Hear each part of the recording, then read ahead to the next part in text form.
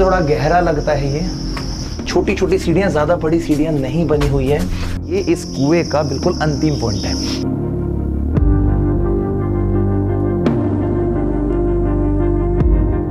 नमस्कार दोस्तों, मैं हूं विक्रम और आज मैं फिर से आप लोगों को एक ऐसे स्थान पर लेकर आ गया हूं जो काफ़ी ज़्यादा मज़ेदार है और अपनी ऐतिहासिक बातों के साथ में भी जुड़ा हुआ है। दोस्तों, आज हम इस वीडियो के अंदर जिक्र करने वाले हैं कनेज की बावड़ी का।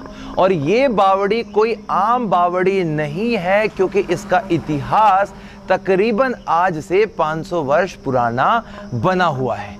और दोस्तों, इस बावड़ी को यहाँ क्यों बनवाया गया, इसके पीछे भी आज हम जिक्र करेंगे और आप लोगों को बताने वाले हैं। लेकिन सबसे प्रमुख बात, यदि आप हमारी वीडियो पहली बार देख रहे हैं तो चैनल को सब्सक्राइब कर लो, बेल आइकन को दबा लो, ताकि हर नई वीडियो की नोटिफिकेशन आप लोगों के पास में आ सके। आप मेरे साथ इंस्टाग्राम पे भी जुड़ सकते हो, वेदांश रॉय 3393 मेरी आईडी है, ताकि आप भी अपने वहाँ के कोई भी ऐतिहासिक स्थल हमें मैसेज करके बता सको और हमारी और आपकी वार्तालाप वहाँ पर हो सके। चलिए दोस्तों, हम करते हैं अपनी आज की ये वाली वीडियो शुरू। यहाँ पर हम सबसे पहले इसके पैटर्न को समझते हैं। ये जो बावड़ी बनी है आज के समय में तकरीबन 3 मंजिला दिखाई देती है। और इस बावड़ी के यदि हम इस दीवार वाले हिस्से को देखते हैं तो यहाँ पर पतली और थोड़ी चौड़ी ईंटों का इस्तेमाल किया गया है। दोस्तों, हमने ऐसे बहुत सारे किले देखे हैं, ऐसे बहुत सारे सराय देखे हैं, मकबरे देखे हैं जहाँ पे पतली ईंटें इस्तेमाल होती हैं। लेकिन पतली ईंटों के भी अलग अलग पैटर्न होते हैं। कुछ इतनी होती हैं चौड़ाई में तो कुछ इतनी होती है। तो यहाँ पर इतनी चौड़ी ईंटें इस्तेमाल की गई हैं, यानी कि ये मुगल कालीन पीरियड और शेर शाह सूरी के पीरियड के समय की बावली लगती है आज के समय देखने पर। नीचे की तरफ जाने के लिए तकरीबन यहाँ पर आज जो सीढ़ियाँ बची हुई हैं वो 30 से 40 सीढ़ियों के बीच में बनी है। यदि हम बात करते हैं इनकी लंबाई की तो ओवरऑल देखने पर ये 20 फीट के आसपास चौड़ी सीढ़ियाँ लगती हैं। और इनकी चौड़ाई की बात करें तो 2 फीट के आसपास ये सीढ़ियाँ चौड़ी बनी हुई हैं। जब हम थोड़ा और नीचे की तरफ आएंगे तो हम लोगों को सबसे पहले सामने की तरफ एक काफ़ी विशाल गेट दिखाई देने वाला है। और इस विशाल गेट के अंदर ट्रू आर्च बनाई गई है, जो इसके बिल्कुल प्रवेश द्वार पर दिख रही होगी आपको। राइट और लेफ्ट वाले हिस्से में 2 छोटे छोटे द्वार आपको दिख रहे हैं। इन द्वारों से हम उस तरफ जा सकते हैं और ऊपर की तरफ सीढ़ियों में पहुंच सकते हैं।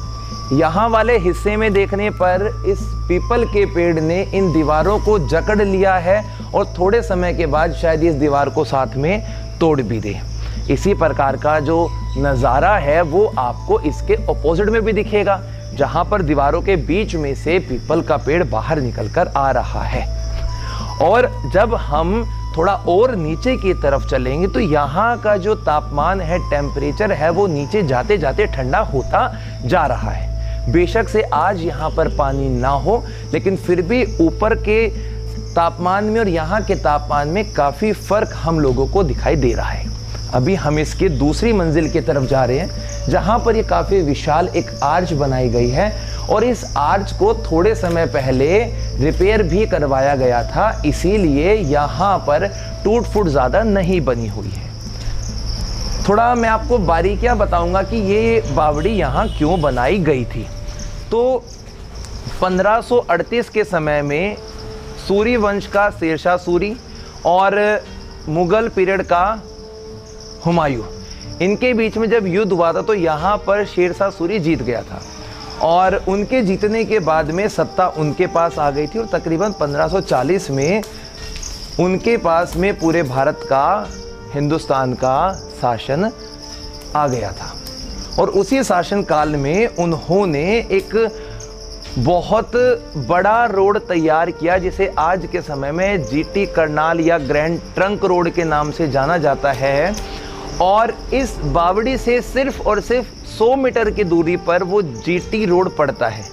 तो आप ये समझ सकते हैं कि जब कभी भी ये लोग दिल्ली, आगरा से लाहौर की तरफ जाते थे तो बीच में ये वाला स्थान आता था जो आज वर्तमान पंजाब के कनेच में पड़ता है, इसलिए इस बावड़ी को बनाया गया। इसके आप अंदर के डिज़ाइन को देखिए, देखिए ऊपर की तरफ आप लोगों को हेमिस्फीयर दिखेगा जिसमें ईंटों को देखो किस तरीके से भरा गया है, ईंटों को किस तरीके से इस्तेमाल किया गया है। और यहाँ पर ईंटों का जो पैटर्न है वो आपको इस टूट फूट से ज़्यादा अच्छे से समझ में आएगा। तो आप थोड़ी अपनी नज़रों को इस टूटे हुए भाग पर लेकर आइए और देखिए कि कितनी चौड़ी ईंटें, पतली ईंटें यहाँ पर इस्तेमाल में लाई गई हैं और इनके बीच में क्या भरा जाता था मैं आपको बताता हूँ। देखो आज के समय की जितनी भी हमारी इमारतें हैं उनमें सीमेंट भरा जाता है और उसकी लाइफ तकरीबन 50 से 60 वर्ष होती है, इसीलिए आपने आजकल के जो घर हैं वो आसानी से टूटते हुए देखे होंगे। ये क्यों नहीं टूटते थे, इसके पीछे की मैं आपको एक छोटी सी कहानी बताता हूँ। ये लोग क्या करते थे, चूना पत्थर को तोड़कर उसमें रोड़ी मिलाते थे, पिसी हुई ईंटें मिलाते थे, तब जाकर इसके बीच के मसाले को तैयार करते थे। और इस मसाले में खासियत क्या होती थी, जिस समय बारिश आती है उस समय बारिश के पानी को ये मसाला अंदर की तरफ सोख लेता है और कुछ घंटों के बाद में ये सारे के सारे पानी को पास आउट कर देता है, यानी कि दीवारों के अंदर सीलन बनने का कोई भी काम नहीं होता था। बिल्कुल ग्राउंड लेवल पर आ गए हैं, जहाँ पर ये विशाल गेट की दीवारें देखिए आज के समय बिल्कुल ध्वस्त हो चुकी हैं और हम लोगों को इसका जो द्वार है वो ऐसा दिखता है। और यहाँ से यदि हम ऊपर की तरफ देखें तो देखिए हम इतनी सीढ़ियाँ उतर कर नीचे की तरफ आए हैं और ऊपर वाले हिस्से में इसका जो डोम बना हुआ है वो डोम बिल्कुल एक सुंदर, एक आकर्षित नज़ारे को पेश कर रहा है। देखो ऐसा भी हो सकता है कि शायद इसके नीचे एक सीढ़ी और रही होगी, एक मंजिल और रही होगी, लेकिन वर्तमान समय में ये इस कुएं का बिल्कुल अंतिम पॉइंट है। ये कुआं जो है आप इसका अगर पूरे का पूरा डायमीटर देखेंगे तो ऐसा मालूम पड़ेगा कि तकरीबन 15 से 20 फीट के आसपास ये कुआं फैला हुआ है। और इसमें देखो कितने अच्छे तरीके से ईंटों का प्रयोग आप लोगों को सर्कुलर फॉर्म में दिखाई देगा यदि हम इसके सर्कल में घूमते हैं। और ये कुएं की जो शेप है बिल्कुल राउंड दी गई है, जो उस समय की वास्तुकला को बहुत अच्छे तरीके से आज प्रदर्शित कर रहा है। और इसी खासियत के साथ में यदि हम इस तरफ देखते हैं तो यहाँ पर एक छोटी कुई बनाई गई है, ये बाद में बनाई गई है, साफ साफ मालूम पड़ता है इसके अंदर, लेकिन किसी समय ये इससे भी गहरा रहा होगा। आज के समय में ये वाला जो हिस्सा है मिट्टी से भर चुका है और ऐसा देखने पे मालूम पड़ता है। दोस्तों अभी मैं आप लोगों को ना इसके ऊपरी भाग में लेके जाऊंगा और वहाँ ले जाने के बाद में इसकी कुछ और बातों के साथ में आपको रूबरू करवाऊंगा, इसकी और बारीकियाँ आपको बताने वाला हूँ जो बहुत ज़्यादा मज़ेदार होंगी। आइए मेरे साथ आप। अभी हम लोग इसके ऊपर वाले हिस्से को थोड़ा सा एक्सप्लोर करेंगे। दोस्तों किसी समय यहाँ पे जाली का डिज़ाइन हुआ करता था, वो डिज़ाइन भर दिया गया है जब रिपेयरिंग हुई थी। ये जो आर्च बनी है ये तकरीबन 6 फीट के आसपास से थोड़ी ऊपर हो रहा है।